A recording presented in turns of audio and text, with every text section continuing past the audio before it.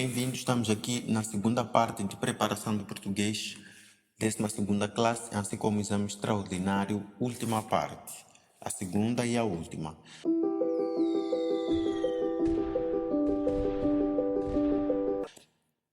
Como no ano passado nós demos aqui conteúdos, então tem conteúdos que também coincidem com a matriz deste ano. Então, o que é que nós vamos fazer? Vamos deixar os vídeos do ano passado no comentário, ok, deste vídeo. Variação da língua portuguesa no espaço. Então, vamos a isso. No português falado em Moçambique, dizemos, por exemplo, hoje a Maria não apareceu por aqui. E no português falado no Brasil, diz-se, hoje Maria não apareceu por aqui. Em Moçambique, vou comprar o meu vestido. No Brasil, vou comprar meu vestido. Se calhar você ainda não notou a diferença entre a variação da língua portuguesa, português, ok, Portugal, ou Moçambique e Brasil. Mas aqui está a explicação. Há diferenças entre o português falado no Brasil e o falado em Moçambique.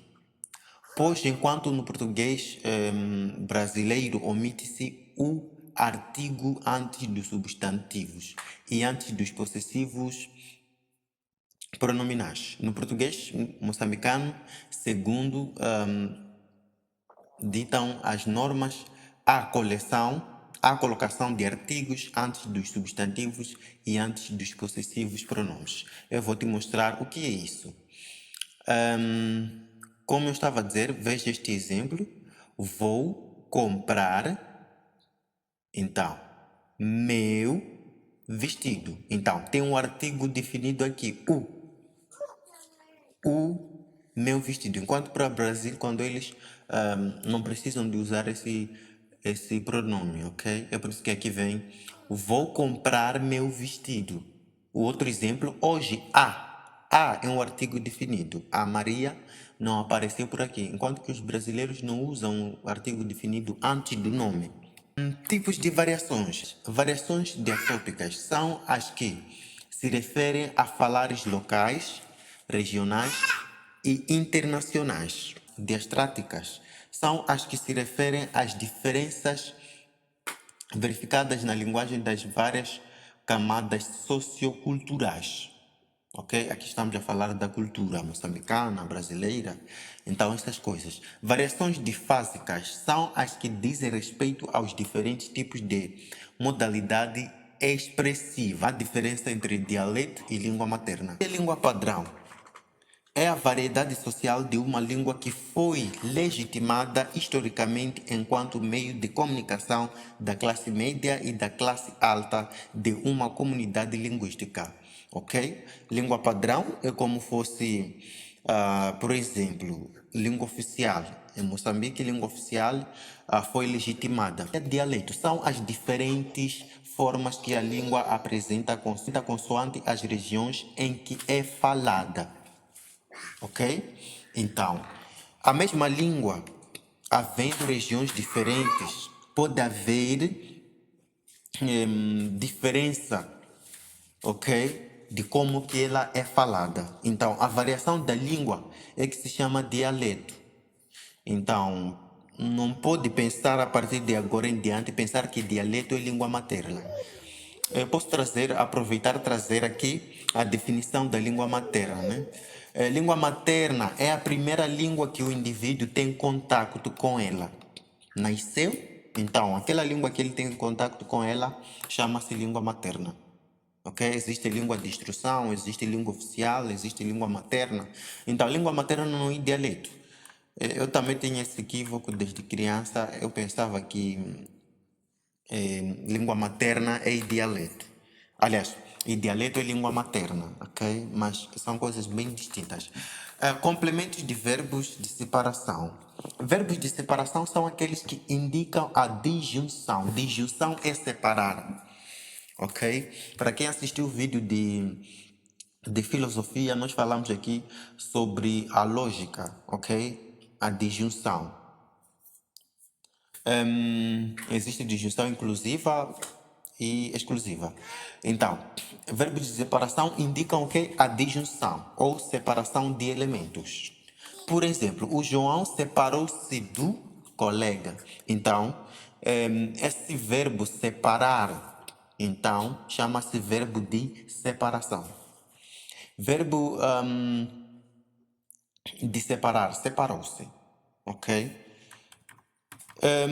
São exemplos de verbos de separação os verbos separar-se, apartar-se, que significa afastar-se, desviar-se, separar-se, isolar-se, afastar-se. Então, esses são os chamados verbos de separação. Os verbos dissociativos ou de separação são regidos pela preposição de, como por exemplo. Então, você não pode escrever os verbos de separação sem que você acompanhe ele com a preposição de, obrigatoriamente, porque não vai fazer sentido.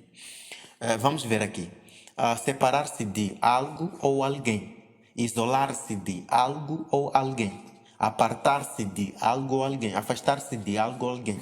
Então, deve sempre ser acompanhado com a preposição de. Por exemplo, o João afastou-se de muitos males.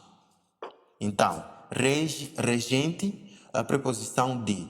Regida, verbo afastar-se. Então, a preposição de nós vamos chamar ele de regente porque acompanha o verbo. Então, o verbo que é acompanhado chama-se de regida, o elemento regido, ok?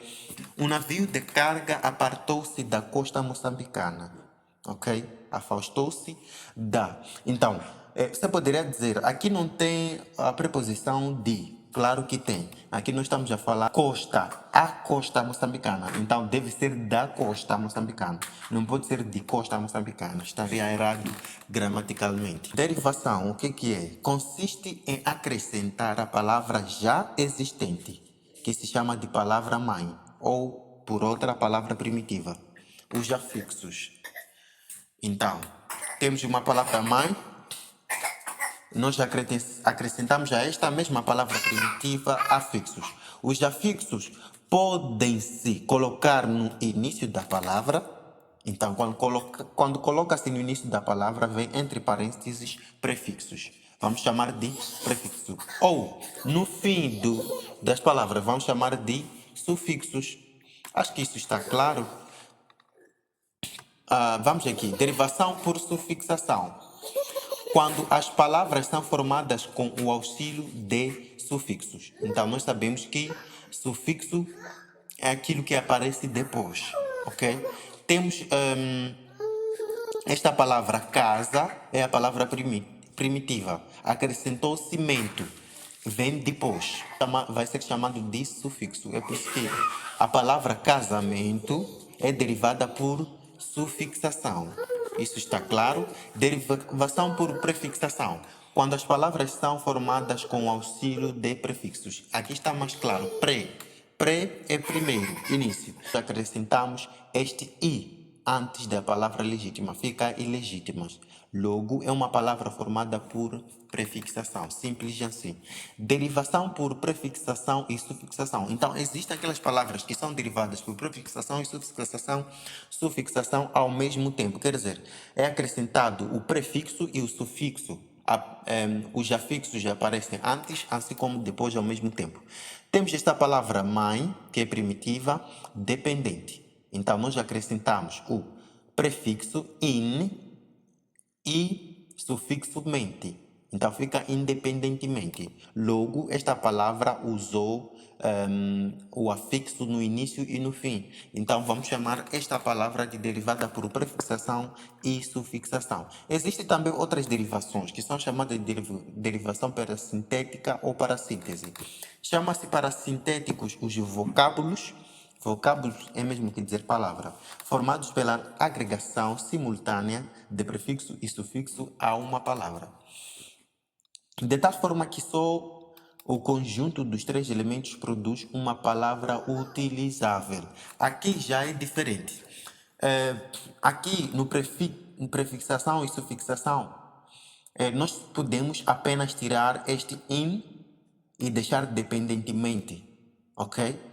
Fará sentido. Se colocarmos apenas em triste, não vai fazer sentido. Então, é necessário que acrescentemos obrigatoriamente também o sufixo. Então, fica entristecer. Então, esse tipo de palavras são chamadas de formada por parassíntese, parassintéticas, ok? Porque é obrigatoriamente que, por exemplo, se fosse se entristecer apenas, não faria nenhum sentido.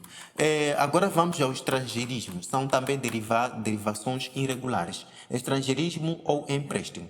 É a transferência de uma palavra de uma língua para outra. Simples assim. Menu. Menu nós sabemos que é inglês, ok?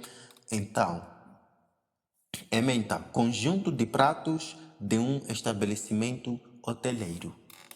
Então, nós falamos aí sempre menu, qual é o menu de hoje? Então, isso não é uma língua, não é língua portuguesa, ok? Extensão semântica é alargamento do significado de uma palavra. Exemplo, rato, acessório para computador, ok? Então, aqui vem escrito rato, mas não basta só dizer rato, deve especificar. Então, nós alargamos com este dizer, acessório para computador. Então, isso chama-se extensão semântica. Acrescentar o significado da coisa. Ou, é como fosse explicar a mesma palavra, simples assim. Amálgama ou palavras entrecruzadas. É a criação de uma palavra a partir da junção do início da primeira palavra e o fim da última. Exemplo: informática, informação automática. Truncação é a criação de uma palavra a partir da eliminação de uma parte da palavra de que deriva. Exemplo: fogo, fotografia. Então, normalmente é fotografia, mas nós acabamos chamando de foto, né? Então, é a redução da palavra primitiva em uma parte dela. Mas permanente sendo assim, acaba sendo usada. Sigla. Termo formado pelas iniciais das palavras que lhe deram origem. Pronuncia-se letra a letra. Está muito claro. Exemplo: o recenseamento eleitoral é feito pelo secretário técnico de administração eleitoral, sob a direção e a supervisão da Comissão Nacional de Eleições. Então, Comissão Nacional de Eleições. Então, temos aqui esta frase: Comissão Nacional de Eleições. Abreviando fica CNE. Então, CNE pronuncia-se letra a letra. Logo, isto aqui é uma sigla. Agora, não confunda com o acrônimo que nós queremos ver já.